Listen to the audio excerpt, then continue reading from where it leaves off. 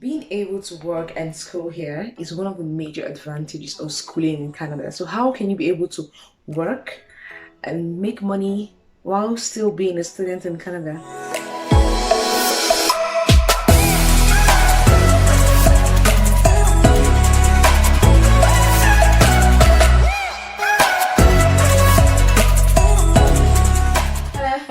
Hello. You're welcome again to my YouTube channel. And if this is your first time here or you're not yet subscribed, please, I want you to hit that subscribe button right now and subscribe to this channel because I'm going to be sharing with you helpful tips on what you need to know about living, studying, relocating, immigrating here at Canada. So basically how you're able to work while studying. Today I'm going to telling you on what you need to know about studying here and working at the same time. So one of the main advantages of studying in Canada is your ability to be able to work while studying. So as a student, you can begin to earn money while you're going to school.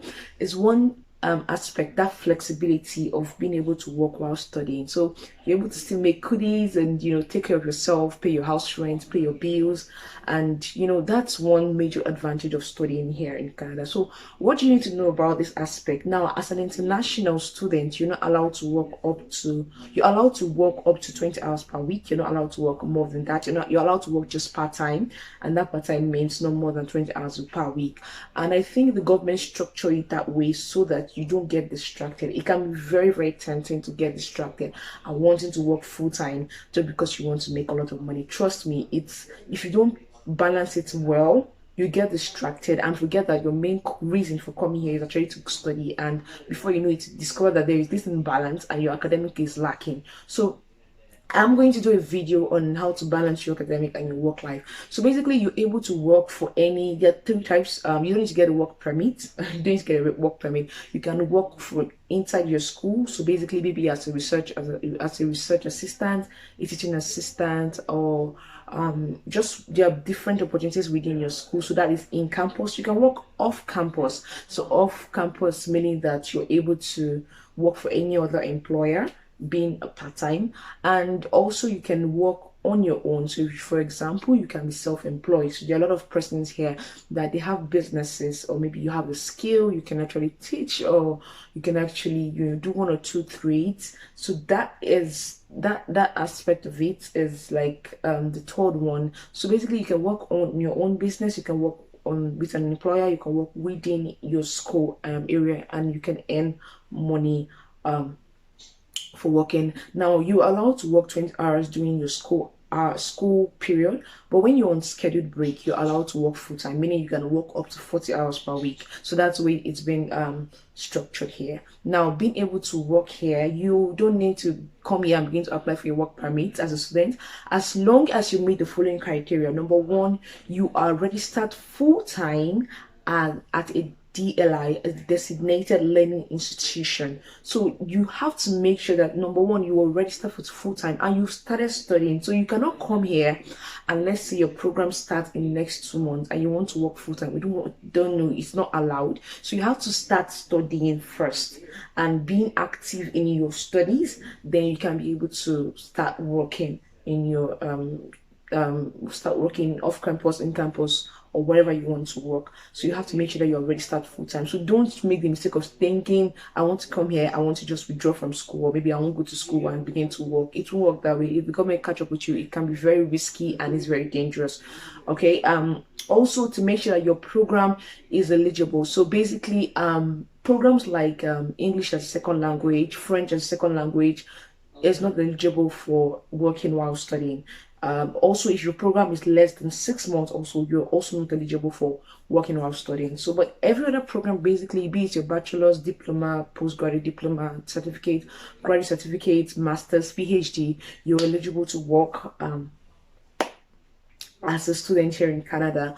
And someone asked me, I said, what kind of work can I do? You can actually, there are many types of work you can do. Basically, it depends on where you're coming from. So for example, you're coming from a place whereby you have lots of experience in a particular area. Of course, you want to come here and look for jobs in that particular area.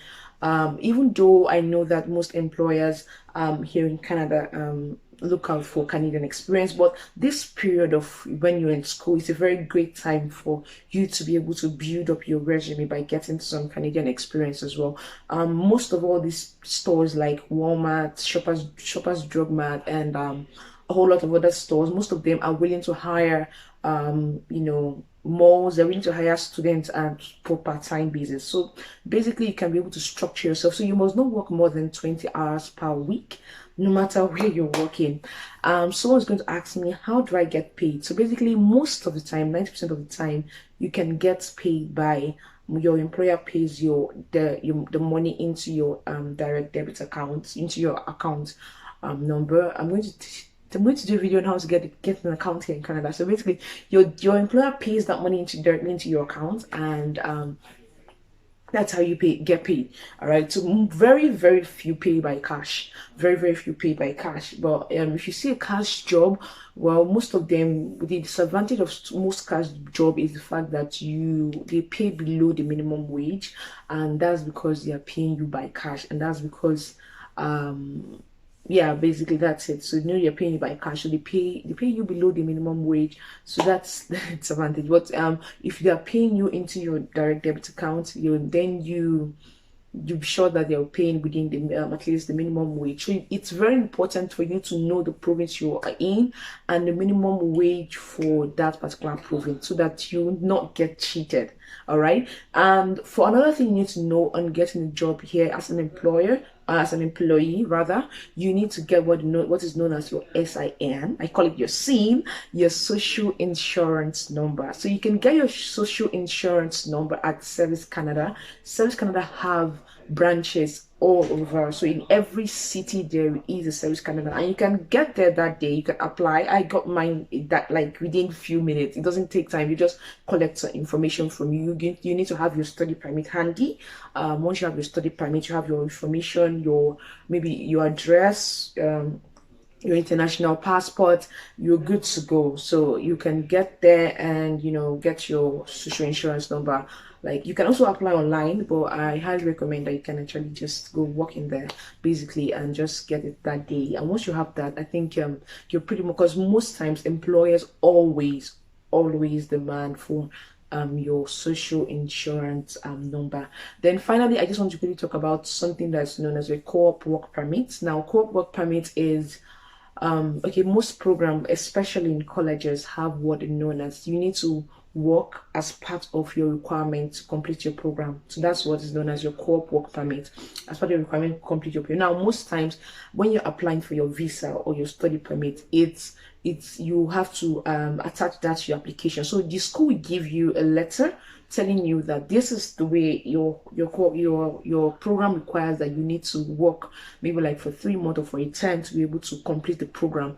Maybe you need to work, for example, human resources. You need to work as a human resource consultant or something in a company, and it will be attached to your visa application. Please attach to your visa application. And even if maybe you forgot to attach your visa application, when you get here, you can always meet your school and they will help you apply for that. So that's